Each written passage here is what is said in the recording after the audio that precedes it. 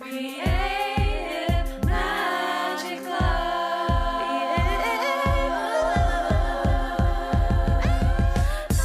What's up? This is Sarah Mack and welcome to Creative Magic Club. Together, we'll discover inspirational stories of creative entrepreneurs living out their dreams, doing the work they are most passionate about, and building wealth in magical and fun ways.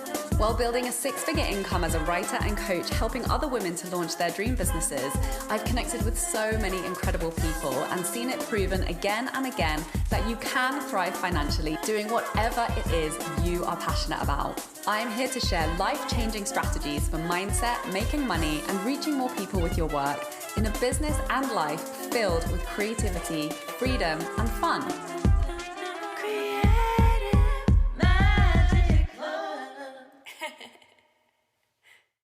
Hi everyone, welcome to this week's episode of Creative Magic Club. I'm super excited to introduce my guest today. Rachael Ferrera is a certified Reiki practitioner, life guide, and spiritual teacher. She's the founder of the Align and Shine movement. Rachael specializes in helping ambitious artists, creatives, and multi-passionates to level up their lives and careers by learning to deeply love themselves, trust their intuition, and follow their unique paths. Rachael is also an artist who believes in the powerful intersection of mindfulness and creativity. She's an actress and singer who originated a role on Broadway, has performed on The Tonight Show with Jimmy Fallon, and can be seen on Netflix. Hi, Rachael. So excited to talk to you today. Hi, I'm so excited to be here. Thanks for having me. Hey, so let's kick this conversation off with you giving us a bit of backstory. Like, how did you arrive at having your own business as an energy healer? Oh, yes. So shortly after I graduated from college, I was seeking. I feel like I was seeking something a little bit, just sort of passively in the back of my mind. I wasn't thinking about it, but I read the book Eat, Pray, Love by Elizabeth Gilbert. And I always think this sounds so cliche because my story starts with, I read the book Eat, Pray, Love, but I did. And what was powerful about it for me is there were a couple of things that she did that I found really, really intriguing. Like, she talks about going to this silent retreat at one point, and I remember thinking, wait, that's a thing that people do? That's so interesting. And she also talks about going to see some kind of medicine man or something like that. And I believe there's a story in there about, like, you know, how he can like touch someone's knee and he knows all these things about their body and how it's working. And I remember reading these parts of the book and going, what is that? Like that, I want that. You know, it was just this feeling like that there's so much more to the body than what we can see. And this feeling that there's so much more to life than what we can see, which is something I always have known. But up to that point in my life, I hadn't found a really clear point of connection with higher power. I've always believed there is some kind of higher power, whatever you believe it is, but there's some kind of higher power. I just hadn't found my clear point of connection, my clear channel directly to that at the time. And I felt like this, like something about what I was reading in this book had something to do with my clear point of connection. So I was like, okay, that didn't even know what that really meant at the time. I then started reading about meditation, yoga, the chakra system. You know, the chakra system is your energetic centers in your body. I started reading about all of this. I started practicing meditation for really the first time in my life. I started meditating daily, doing yoga daily, even if it was 15 minutes, just to see what would happen. And it was amazing. Then as I was reading, I started coming across this word Reiki everywhere, Reiki, energy healing. And I was like, what is this? And every time I read it, it was like a zoom in feeling. Like it felt like everything just zoomed in, like you're supposed to know more about this. So I read a book about Reiki. And by the time I finished that book about Reiki, I was like, I need to learn this. I need to be trained in this. For me at that point, it was really about just self-healing, because I had discovered through the yoga and meditation that there was so much release happening. At the time, the person I was dating, I would cry. I would do meditations and I would just cry and cry. And he's like, are you okay? And my answer was, I am so okay. Like, I am beyond okay. I could feel. So I think to him, it was sort of alarming. It's like, what is going on with you? But for me, I could feel that it was this purging that was happening, this releasing of years of something. I didn't even know what it was at the time, but it was just beautiful release. So anyway, decided I wanted to get trained in Reiki. I was very clear about that. And, within 2 weeks of me having that feeling, I went to my favorite bookstore in New York where I lived at the time. It's this healing bookstore, and found out that they were opening up a healing center. And the first offering that they were making at this healing center was for the first level of Reiki training. And so obviously I was like, well, that's a sign. I'm going to do it. And I did. And the first level of training, if you are trained traditionally, they do each level separately. And that first level, which I did train traditionally. So that first level is all about self-healing. And you're meant to do 21 days of self-healing where you do Reiki on yourself each day. That 21 days changed my life, changed everything. I would wake up in the morning, do Reiki on myself, because you can do it to yourself or others. And as I was doing Reiki on myself, I would practice the 5 Reiki precepts. So there are these 5 like principles of Reiki. I'll share them. So you start with for today only. So for today only, do not anger, do not worry, with thankfulness, be honest in your work, be kind to others. And I decided that every morning I wanted to say these to myself until I believed it. So until I fully believed that for today only, I could do this. And when I would get to, do not worry, Sarah, I sometimes had to say that literally 100 times before my body could believe that it was possible for me to not worry for one day. Yeah. And I recognize in this practice that, I'm an anxious person. This was my recognition. I am an anxious person. I am worrying all the time, and I didn't even realize it. And, throughout that 21 days, that all started to break down. And until by the end, I didn't have to say it 100 times. I could say it a couple of times, and my body would believe it. I would believe it in my cells. And I just released so much worry. I released so much anxiety, and everything in my life improved. So, that was my entrance in, and I started sharing it with family and friends first. And that was really powerful. Somewhere along the way, I started receiving these divine messages. So I would be doing Reiki for someone, and I would hear something that felt like a message for them that did not come from me, that I honestly didn't understand, and that felt fully illogical to share with the person. It would be like, why would I say this to them? Why? I have no idea what this means. And I would say it because by this time I'd become clear that, I would get impressions and things, and those I by this time knew those were right. Like, they were always right. So, okay, I started to share these messages that would come. And what would happen is I would share it, and there would be just tears, like that emotional release of something so resonant that it's like it instantly released something in them that they had been carrying or holding. And it was when that started happening that I was like, okay, I'm a healer. I'm meant to do this. Yes, I'm an artist, and also I'm a healer. This is part of my path. I need to do this. I need to share this with more people. So from there, I ended up opening my Reiki practice officially while I was doing a Broadway show. So that's what I did. That's what I did. Amazing. And so you began with the hands-on healing, and then now you transition to doing the digital distance healing.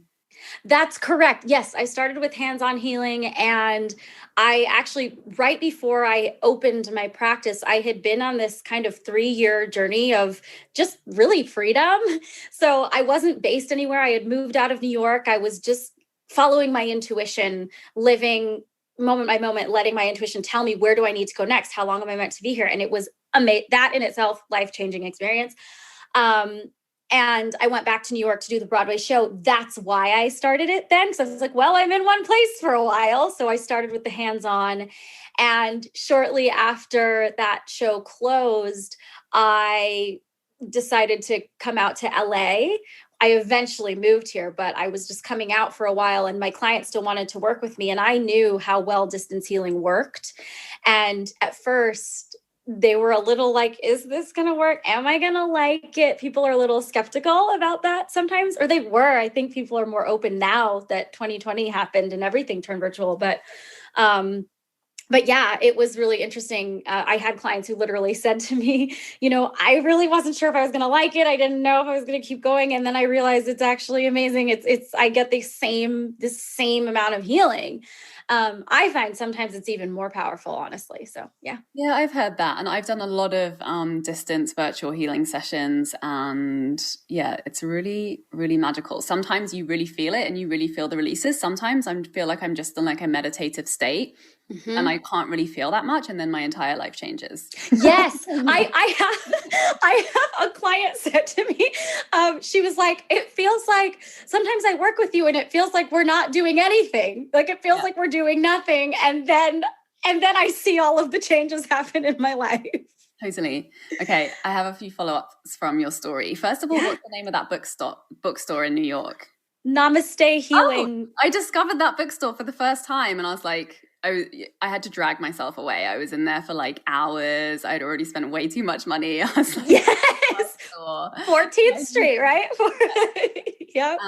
That's so funny that you mentioned the Eat, Pray, Love thing, because I'll just like briefly tell you my Eat, Pray, Love story. So I'd never read the book, didn't know anything about it. And I had like the worst gastro infection when I was in Bali, when I'd like decided to quit working on film crews, put all of my stuff in storage, bought a one-way ticket to help my friend on her business out there. Everything fell apart, as things seem to do apparently when you arrive in Bali. They say everyone comes there for one reason and then they discover they're there for another reason. I was in the midst of like a mega burnout, and I'd like already decided that I was going to go to India. I didn't want to go to India. Everyone was just like, I was like really broke. I was really in debt from my master's. I didn't have a job. I was really ill.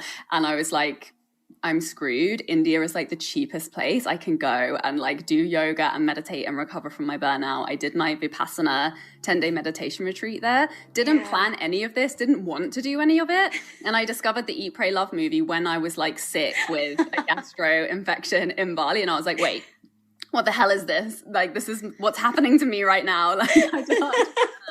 And I even I did the whole like healer thing and like went to Bali after I saw that. I was like, I want to see this like magical healer person. I couldn't remember if it was the same guy or not, but yeah, so funny how it's such just like it's such a weird experience that seems to resonate with so many people. That's amazing. I love that. I also love, one of the places I really would like to go is Bali. Last year I was like, I need to go to Bali, and I don't really know why. And I love hearing you just share that. Yeah, it's one of those places that just like sucks you in for no reason. Mm-hmm. And then when I was in India, I ended up doing a Reiki certification, not because I like, it's funny how you just like end up doing these random things. I was like, I met this really amazing healer there, and she was like, you can keep like paying out all this money to go and see energy healers, or you can just learn to do it on yourself and like speed up your recovery. So that's what I did. Yeah. Amazing. So talk to me a little bit about like how you've navigated your career as an artist with your career as an energy healer and, now an entrepreneur as well. There was definitely a learning curve with that. I know in the beginning, I had a little bit of fear, because one of the things, if there was one thing that I hate the most that they teach you in theater school, if you're in theater school, so many people would come in, like working actors who came to do workshops and things, and they would be really, really helpful. And then they would say, and sometimes teachers would say this too, to actors, if you can see yourself doing anything else, don't do this, do Oh, that. yeah. And that never sat right with me because I'm like, yeah, I could see myself doing like 10 other things and doing them well and being happy. And I see myself doing that and this. So anyway, I think, but when you hear it over and over, it's somewhere in you. So I think I had this feeling in the beginning of, well, will I be taken seriously? If I start this energy healing practice, especially when I actually started the business, just started my business in it, it was sort of like, well, I want people to be clear that I'm still an actor. This is not me leaving my path as an actor. I've always been very clear that I'm meant to do both. And really, both my journey as an artist and as a healer are serving the purpose to help raise the vibration of the planet, to help raise human consciousness, to heal the world, right?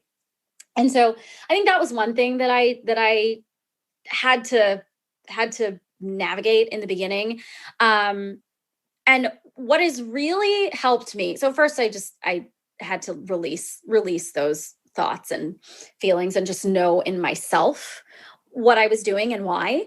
And then I also, there was like a practical side to things too that felt like, well, if I'm putting all this time into building a business, then what does that mean about my acting career? Because I can't put that time into my acting career simultaneously.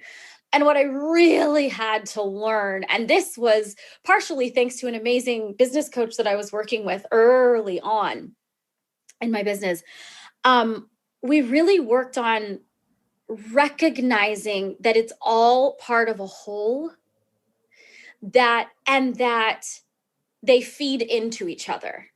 And now I work with a lot of multi-passionates, and that's something we talk about a lot, and start to train our minds to recognize when you do this thing over here, start to notice what happens in on this other side, in this other aspect of your life, in this other aspect of your career. It always feeds into each other. I say it's kind of like a pizza dough. Like if you were rolling out pizza dough, you have like the ball of dough, and then you take the roller and you can roll in one direction, but inevitably all of it's gonna spread. So expansion in one direction of your life expands the entirety of your life. That's really what I think the biggest learning I've had in terms of being able to navigate both of them. It's so true. And I love that we're having this conversation because, yeah, we work with the same types of people, like multi-passionate creatives who often feel like we need to like really focus in on one thing or put ourselves in a box or like not do too many things at once. Mm-hmm. And I was just talking about this on another podcast this morning, actually, of like, it's when you give yourself permission to do the things that bring you joy, that shifts your energy, and like that's the thing that creates those ripple effects that just uplift every single area of your business. Whereas if it's kind of like cutting off one of your limbs. If you deny yourself those parts of life that really light you up, that you really feel called to express yourself in, that will leave you just like limping around in the other areas, and it's like, what's the point? It's not as fun. And by giving ourselves permission to do all the things and to be really impulsive, follow our intuition, and do whatever's like calling us, that lights us up in that particular moment. When you look back with perspective, you can see how each of those little like play adventures that you went on gave you something that contributed to who you are and really, elevated your abilities and everything that you show up to do. Yeah, 110%. I think that was the biggest thing that I discovered during that period I told you about before I was back doing Broadway and then opened my practice, was there with these 3 years of just, where is my intuition taking me? And it was really just living just how I wanted to, just with no attachments. And part of the time I ended up in Hawaii for a little while. And what was so incredible about that, yes, it was Hawaii and that was amazing, but with just the setup of my life at the time, I had no attachments to anything. And I woke up every day and just did whatever I would feel like. What does my body want? What do I want to do right now? What is pulling me? And I don't know that I had really felt that for an extended period of time since I was a kid. And it was that navigating life in that way directly directly led me to making my Broadway debut. I'm not going to go into the whole thing, but it directly led me to that, to booking my Broadway debut while not living in New York. So this is what's possible. I'm just so in agreement with you on that. I love that. And tell me a little bit more about like the work that you do with your clients and, particularly working with artists and creatives and multi-passionates. Like, what are some of the common like blocks or stuck points that you see sort of coming up over and over again that you help them to shift through your work? Definitely what I was telling with multi-passionates, just this idea that being pulled in too many directions and having to shift that. One of the things I think is just everything is everything, right? Everything is related to everything else. We are multi-layered. And when we are looking to move forward in our careers, we have to deal with our lives. Our career does not live in a vacuum. And I think that there's sometimes a misperception that that the career lives in a vacuum, that like, well, I just need to work on my career right now. I need to focus on my career right now. And I will say, like, if you feel like you just need to focus on your career right now and you're stuck at one level, what if you're stuck at one level, you can't quite make it to that next tier, or you can't get clarity for that next part of your career path, it's not necessarily about, oh, I need to hunker down and just work on my career or take another class or whatever. It's no, we need to kind of take a step back and see what's going on internally that can be shifted so that you up-level your career, right? So definitely just those deep levels of self-worth and self-love, which sounds kind of froofy sometimes, but it's not. It is not. I can tell you, one of my clients, beautiful, talented actress, singer, and I was working with her, and she was one of those people. She was already successful. She was working a lot regionally and doing well. But she really wanted to be working kind of at a higher tier. And for some reason, it just wasn't happening. She kept getting kind of called into the rooms and she wasn't booking. And we started working together and working on her life. Every person who I work with on their career, we're actually just working on their life. We're working on their internal life, and that's what creates the career jumps. Yes, sometimes we look at what's the aligned action in the career as well. What's next? What's the best next step? What do you need to focus on? We do work on that, but at the root of it all, it's what's going on inside. So with her, we worked, and like we can track. She'll tell you this too. We can track, like, okay, we worked together for this period of time, and then you can look. She had a definite tier jump. Now she's booking at a higher level, like an objectively higher level. Then we have another set of sessions together. We work over another period of time. We cleared this really deep block in her emotionally that was very personal, so I won't go into it, but it was not about her career. It was about her internal life and her beliefs inside of herself. There was this very clear session. I mean, almost immediately, she booked her Broadway debut. And that is not an accident. It's not uncommon. This is what I see over and over and over. And also, I know a lot of artists, because artists, creatives, entrepreneurs, right? These are all innovators, right? Creatives, innovators. And what that also means, because we are people who can see very far, we're kind of visionaries. And what comes with that is also a really all-encompassing understanding or feeling of energies around us. So we feel deeply.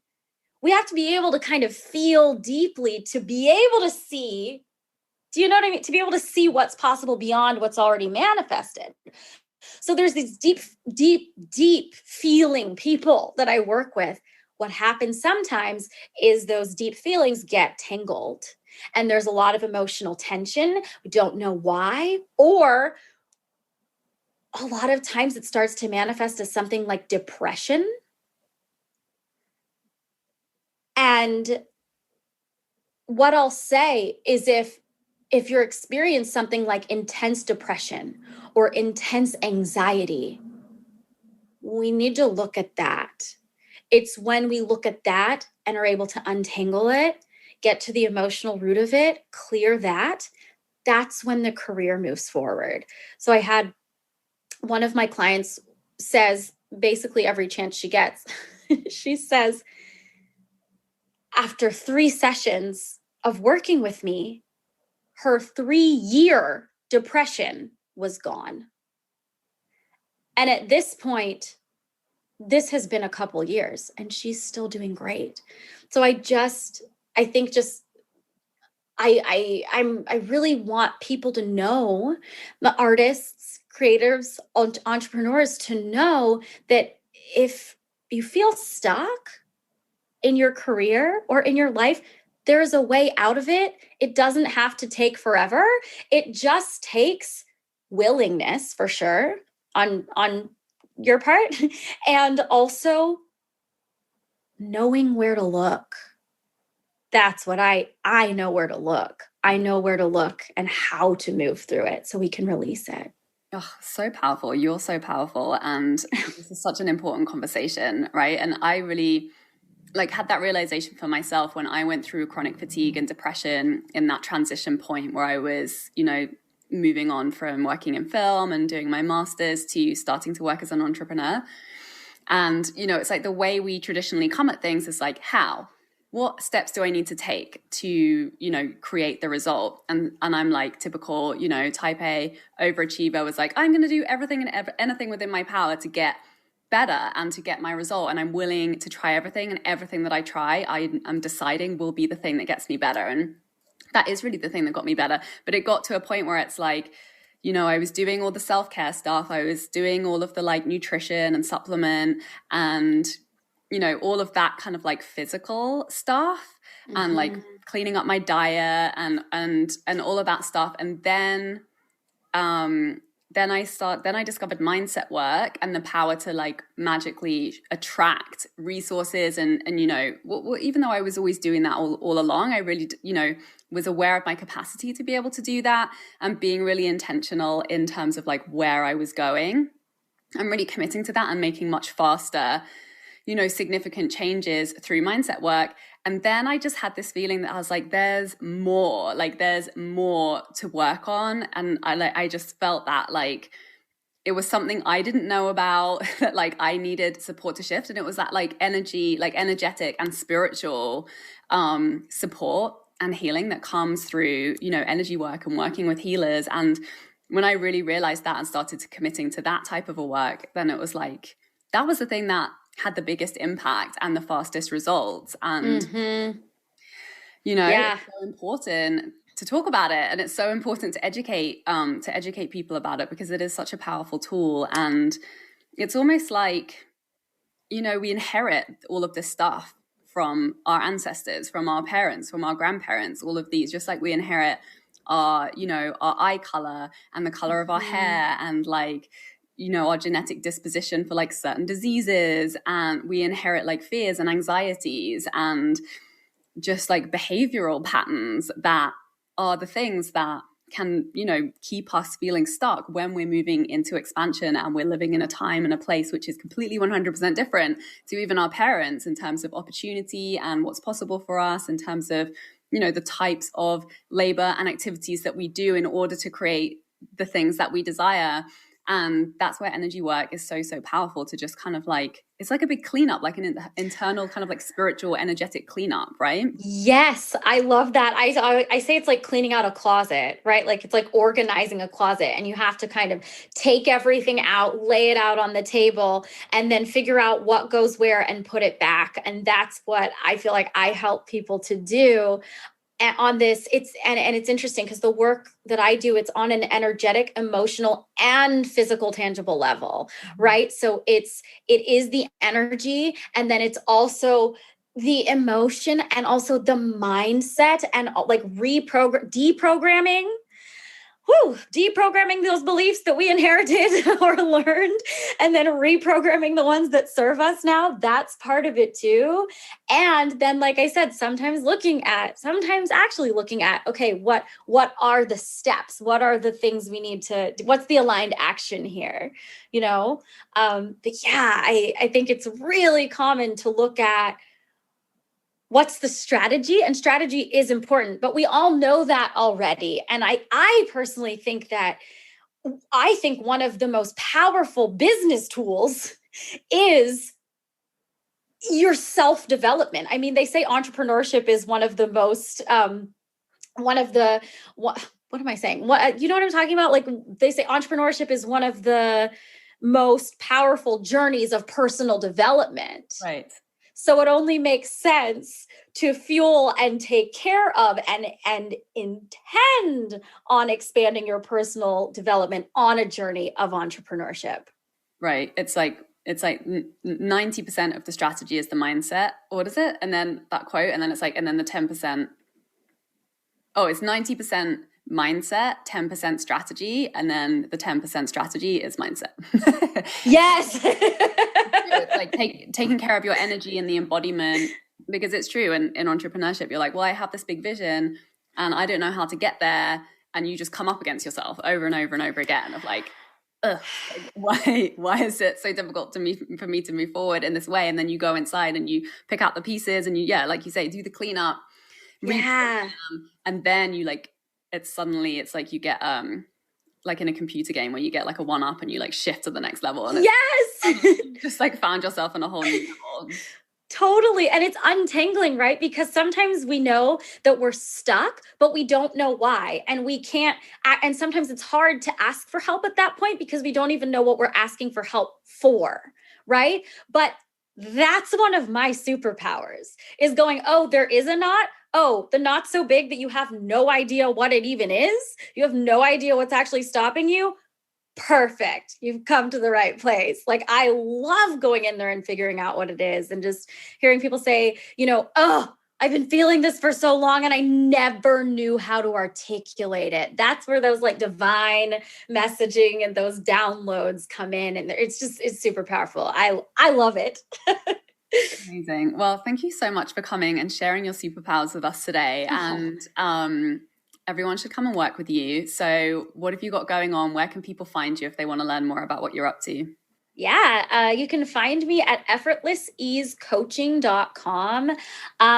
One of the things I'm really excited right now is my Align and Shine membership, which is very much, encompasses all of the work that we talked about today and encourages that aligned action. So tuning into your intuition, learning how to even do that.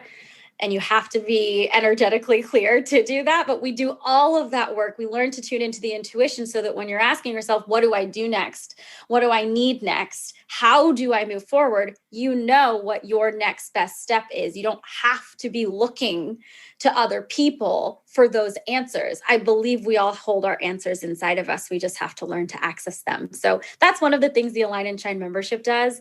I also have a really lovely, if you go to my website, a back to center healing that I'm sharing right now for free. It's wonderful for any of those moments. We have a lot of them lately over the last year where we just feel like we're off center, where we do feel a little bit creatively uninspired or stuck or frustrated. For me, I just say, if you just feel a little off, if you feel a little off and you're ready to come back to yourself, try out this back to center healing. It helps to start bring you back. It includes like a few questions that you can always ask yourself to bring you back to center really fast. I use it. I use it myself. So I really believe in it. So yeah. Amazing. Thank you so much for sharing. Thank you so much for being here. And yeah, everyone go check out her work. And also you can follow me on Instagram at the Rachael Ferrera. So there's that. Amazing. As well. And we'll share all of your links below as well. Perfect. Rachel. Thank you, everyone. Thank you so much. Bye. Bye. For more inspirational content, head over to my website withsarahmac.com and please support the show by liking, commenting, and subscribing.